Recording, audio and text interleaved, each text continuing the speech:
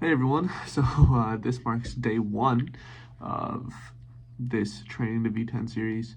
I'm going to be posting a video of me every time I have a session climbing or working on something to help keep myself on track. And to talk about where I'm going, my goal currently is to train a V10. My current spot progression is about hitting the V6, the V7 level after climbing about 3 years inside and outside. As a climber, I think my strengths are very much in dead point strength and not really much else. I don't consider myself much of a technical climber. I actually really struggle with certain moves like keeping heels low. But in general, I'm really excited to see how far I can go. So one of the things I want to keep track of every day is what I get done. Now, typically, I would plan on climbing every Tuesday and Thursday because that's what I have time for. I'm going to schedule ahead of time myself for climbing on Tuesdays and Thursdays, and hopefully I can stick to that. Now, Tuesday and Thursdays are meant to be my training days in the gym.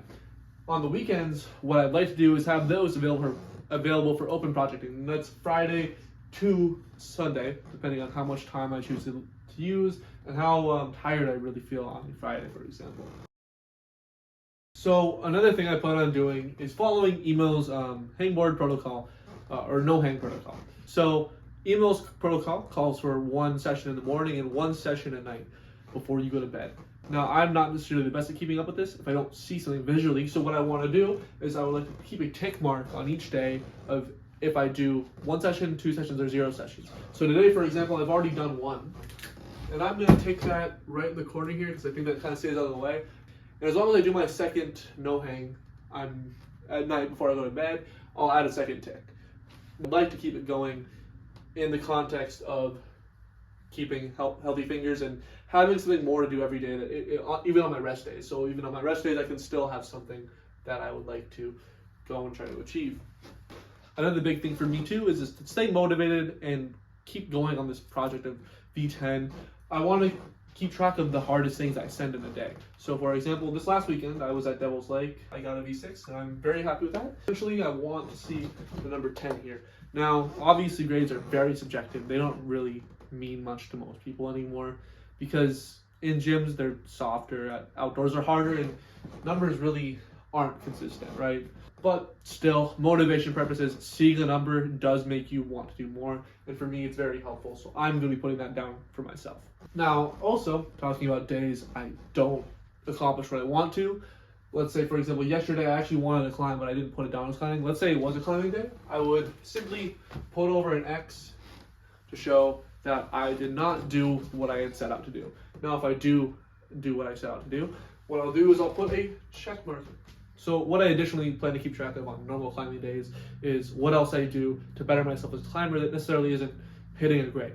Today, I plan on doing a strength test. So on that same topic of additional things I'm going to write down, I also want to mention I don't really have much structure planned for these training climbing days.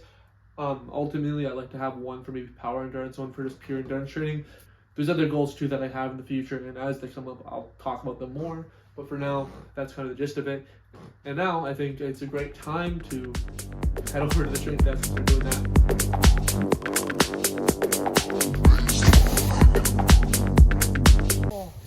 Good. Okay, so I'm all warmed up. So the situation with weights is a little weird. We don't really have like plates to attach weights to. So I have a backpack and I have some dumbbells and kettlebells that I'm going to add as I go up. Starters, I'm going to do a 0 weight added test.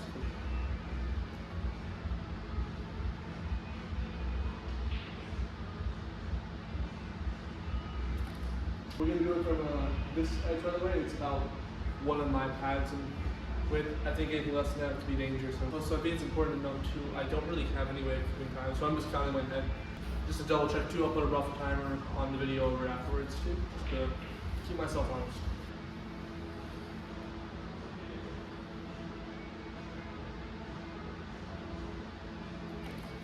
$20 is pretty easy. I'm gonna go pretty slow. We go 40 pounds now.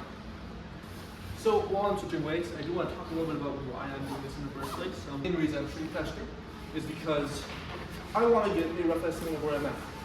So I can compare it to later when hopefully I eventually climb the 10. I am scared it's back breaking, to be honest. Kind of thinking about doing something else to mitigate how much weight I put on this.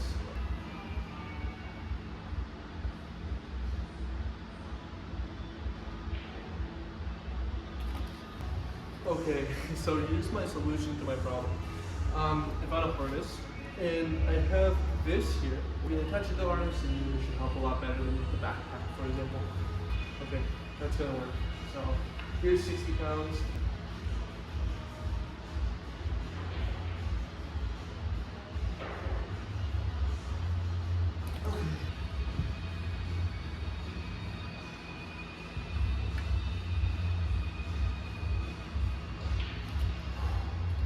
That was pretty good. It's a little over 35 now. Alright, this is 105 pounds.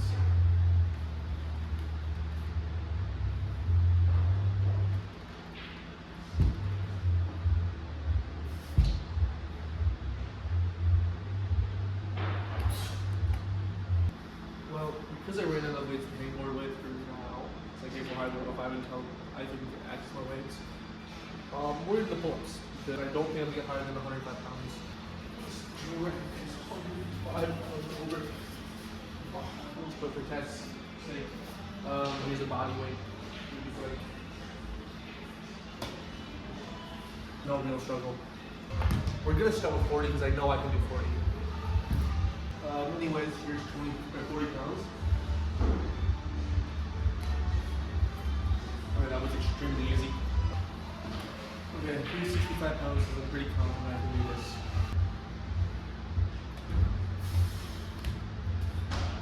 Alright, there's 65.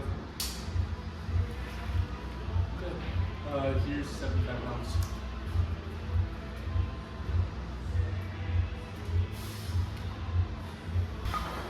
Okay, here's 85 pounds.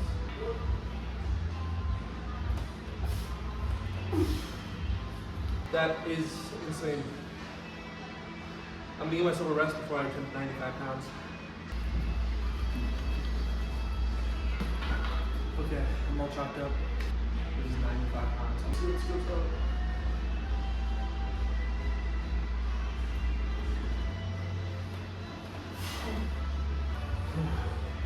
Yeah, I mean, I'll take 85 pounds every day.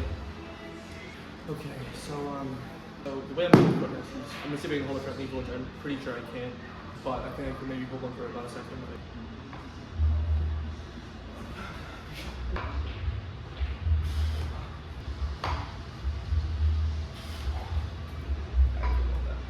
I've already seen how long I can hold an LSAT for, and that will go with what we use as a quantifier. Okay.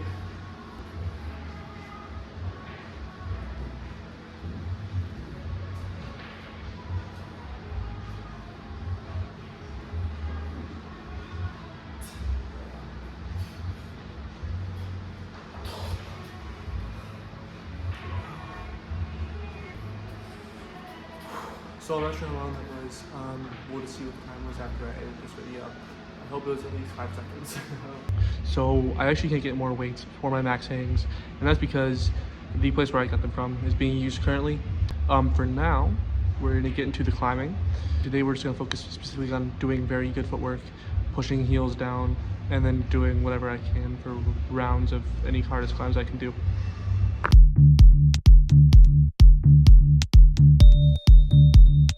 Alright, video editing me is here, and with video editing me comes voice overlay. But mostly during my climbing sessions, I'll probably do some sort of voice overlay and talk about things I want to cover. So while I climb some V3s, the first thing I want to talk about is what I plan for my diet to look like while I take on this challenge to try and get to V10. Now, I have a climbing friend who suggested eating whole foods. I thought this sounded interesting, and this friend also climbs V10, so I thought I might give it a shot. Today I'm going to have some rice and chicken. Hopefully it will taste pretty good. I seasoned it up pretty heavily, but I think if I keep eating like this, I will definitely see some bodily improvements. Okay, so now we're getting on to the end of the 3s here and moving into the V4s.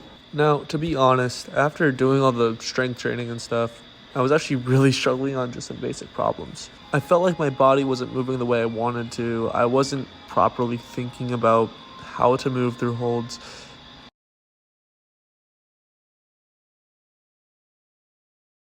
In fact, even here you see I just completely missed a foot.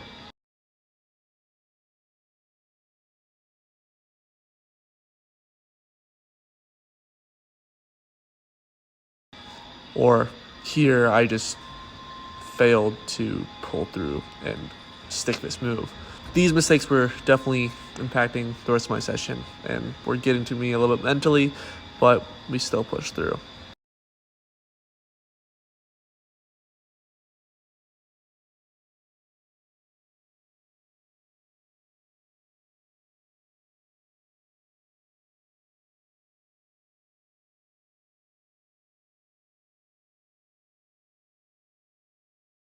Alright, so moving on to this pink problem here.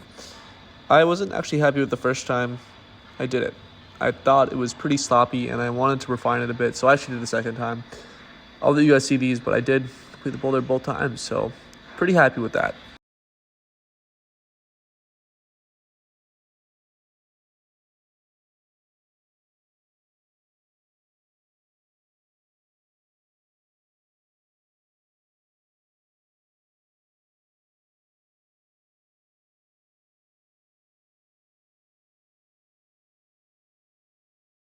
Okay, so I also wanted to look over a couple fives. This one was a orange 5 in a pretty overhung spot.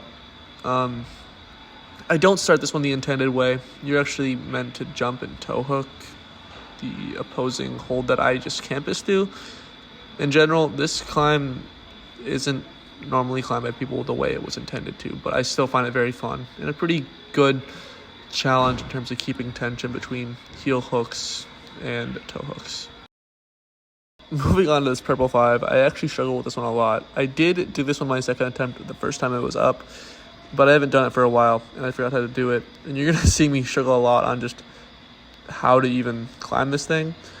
I decided not to route read it on purpose, just because I wanted to see if I could climb it naturally. Didn't work out too well, so had to go for a second attempt on it, sadly, but that's okay with me.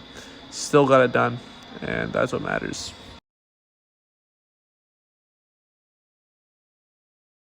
Here's a second attempt on it too, and you're going to see I move a lot more efficiently through this boulder in the first place. Not really any slip-ups. The only real slip-up is the fact that there's a ladder in the camera for a couple seconds, but that goes away by the time I finish it, so good to know it was out of the way for this frame.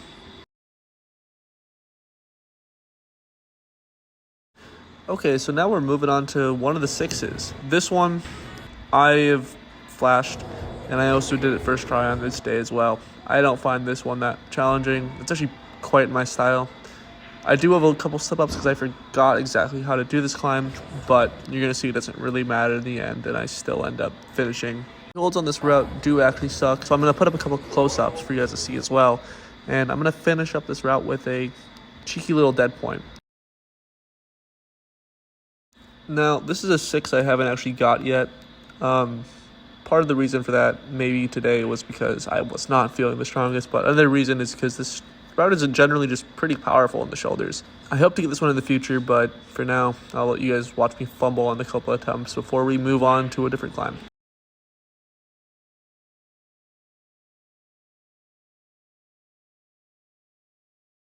So this was actually the last climb I actually got to do. It's a spray wall V4, pretty fun. The reason I had to stop was because we had an event going on right when I was climbing, so this is the last one. I'm excited to keep making these videos, so I'll see you guys tomorrow.